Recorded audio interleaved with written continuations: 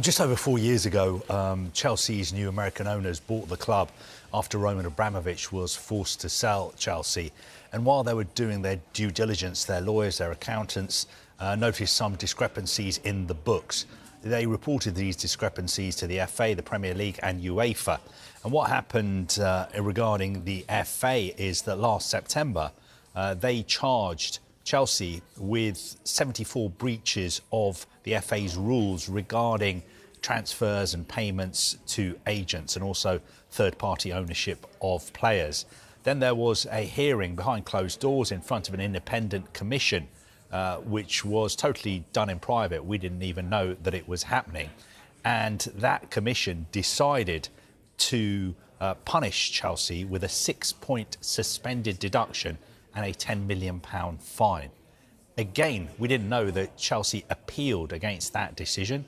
A new commission, an appeal board, heard that appeal, and they actually decided that the 6-point suspended deduction should be changed to a 2-window suspended transfer ban, but the £10 million fine stays in place. Meanwhile, what this means is the action against Chelsea is finished. This case has now been dealt with by the FA, the Premier League and also UEFA. But the Football Association have stressed that they're continuing their investigations of potential misconduct by individuals. So, for instance, senior executives who used to work at Chelsea. The FA have also made it clear that the fine, £10 million, will be going into grassroots football. OK, you mentioned the sort of wider jurisdiction when it comes to how Chelsea have acted and who gets to judge on that. Premier League and UEFA. So how does this punishment compare to the ones that they were handed down by those two bodies? Well, they have already been punished by the Premier League and by UEFA over this. Back in March this year, they were given a record fine by the Premier League, £10.75 million, after they basically admitted that the previous owners had made secret payments worth a total of £47.5 million between 2011 and 2018. These are believed to be related to the transfers of players such as Eden Hazard, Samuel Eto'o, Willian Ramirez, David Luiz, Andre Schürrle and Nemanja Matic. There is no suggestion at all of any wrongdoing by those players. When it comes to the UEFA case, UEFA fined Chelsea €10 million. That is around £8.5 million in July 2023 for incomplete financial reporting. Let's just talk a little bit more broadly about this in the context of the success that Chelsea enjoyed over this, 13-year period, 74 offences over a 13-year period, 2009 to 2022.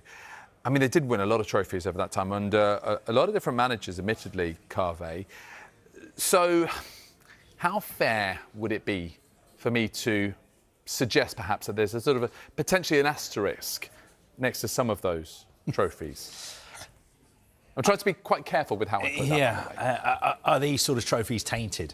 I mean, it's something that I've seen suggested by rival fans on social media, and people make the point, how come the so-called big clubs seem to get fines when so-called smaller clubs, who are not actually small, tend to get points deductions?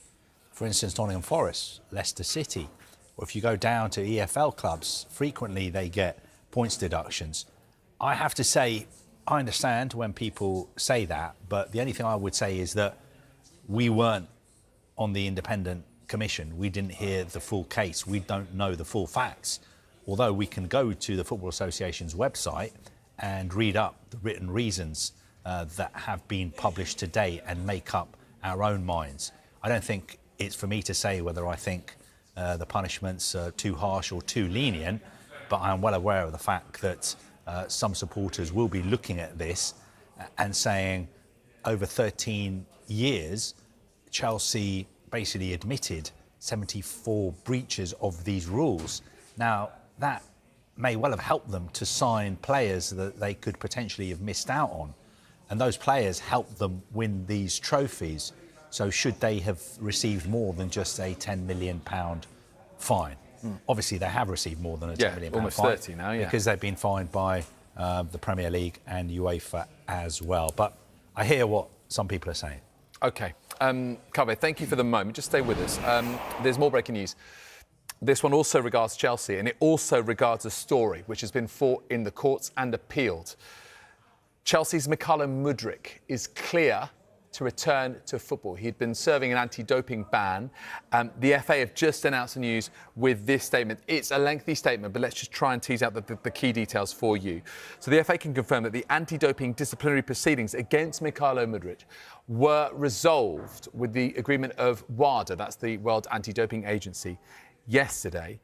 In the context of that agreement, Mr. Mudryk has accepted his commission of anti-doping rule violations, they're known as ADRVs, and accepted a period of ineligibility. So the history of this, on the 22nd of October 2024, he was subject to an out-of-competition doping protocol which revealed the presence of a low concentration of meldonium. Meldonium is a prohibited substance. Then on the 23rd of May 2025, the FA then charged Mykhailo Mudryk with ADRVs, anti-doping rule violations, in breach of regulations 3 and 4 of its 2024 anti-doping regulations. Then moving forward to 7th to 9th of January 2026, this year, a hearing took place before an independent regulatory commission, and the regulatory commission found that Mykhailo Mudryk had committed the charged ADRVs and imposed a 4-year period of ineligibility. That was from January this year. But the story doesn't end there because it was appealed. So Mykhailo Mudryk filed an appeal with the Court of Arbitration for Sport. It's the highest appeal court in the world. And since then, changes mean that if Mykhailo Mudryk's sample was collected today, the concentration of meldonium in the sample would not have been reported and no ADRVs would have resulted. And further to that and to other circumstances of the case, so the FA and Mykhailo Mudryk have now, with the agreement of WADA, the World Anti-Doping Agency, resolved the appeal proceedings in accordance with Article 10.8.2 of the World Anti-Doping Code and also Regulation 90 of the 2024 Anti-Doping Regulations. And as a result of this agreement, Mykhailo Mudryk accepted that he had committed the ADRVs charged and he exceeded this period of ineligibility equal to the time served at the date of the agreement. So as a result of that, and this is the key thing really, Mykhailo Mudryk is no longer ineligible and he can return to competition with immediate effect. And just as I've been talking, Chelsea have just released a statement themselves. And this is what they've said. From the outset, this has been an extremely difficult period for Mykhailo Mudryk, both professionally and personally, and we are pleased that the matter has now reached a conclusion which allows him to return to football with immediate effect. We've always supported Misha throughout this process while fully respecting the integrity of the anti-doping system and the legal process. Misha has consistently maintained that he never knowingly or intentionally used a prohibited substance and did not know how traces of the substance entered his system. Throughout his process, he's conducted himself professionally and with resilience during what has undoubtedly been one of the most challenging periods of his career. We know how much this opportunity to return means to him. Our focus now is on supporting Misha's reintegration into the squad and helping him resume his career. Chelsea remains fully committed to the highest standards of sporting integrity and compliance with all anti-doping regulations. Everyone at the club now looks forward to helping Misha return to full fitness, back into the squad and back onto the pitch. So just to confirm once again, the top headline here is that Mykhailo Mudryk is clear to return to football. He had been serving this anti-doping ban. It had been handed down as a result of this hearing that took place before an independent regulatory commission early this year in January. The original decision that was reached, a 4-year period of ineligibility, but then because it went to CAS, the Court of Arbitration for Sport, and then an agreement was reached between the FA, the player, and WADA, the World Anti-Doping Agency, because effectively the rules around the substance and the amounts that it takes to constitute a breach had changed. They've now agreed that effectively Mykhailo Mudryk has served his punishment. He's now clear to return to football. He's no longer ineligible, and Chelsea have said now their priority is to reintegrate Misha, or as they call him, Mykhailo Mudryk, into the squad, returning to full fitness and ultimately back onto the pitch. Another significant breaking story this afternoon here on Sky Sports News, and of course we'll reflect further on it as the afternoon and evening progresses. OK, let's return to the global stage, shall we? FIFA President Gianni Infantino has come under increasing pressure with... Chelsea have received a significant lift ahead of the new Premier League season after Mykhailo Mudryk was officially cleared to return to competitive football following the resolution of his long-running doping case. The Ukrainian winger is now eligible to play immediately after an agreement was reached between the Football Association, FA, the World Anti-Doping Agency, WADA, and the player. Mudryk had not featured for Chelsea since November 2024 after testing positive for meldonium, a substance prohibited under anti-doping regulations at the time. He was initially handed a 4-year suspension and appealed the decision to the Court of Arbitration for Sport, CAS. During the appeal process, updated scientific guidance from WADA concluded that the concentration found in Mudryk's sample would no longer be considered an anti-doping violation under the latest regulations. As part of the settlement, his suspension was reduced to the period he had already served, allowing him to return with immediate effect. In a statement released after the decision, Mudryk described the ordeal as the most difficult period of his career.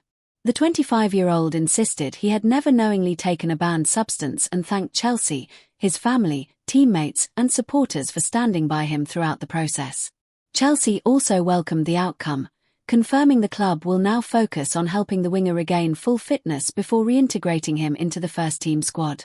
After spending almost 2 years away from competitive action, Mudryk faces the challenge of rebuilding his match sharpness and proving he can still fulfill the enormous potential that convinced Chelsea to sign him from Shakhtar Donetsk in 2023.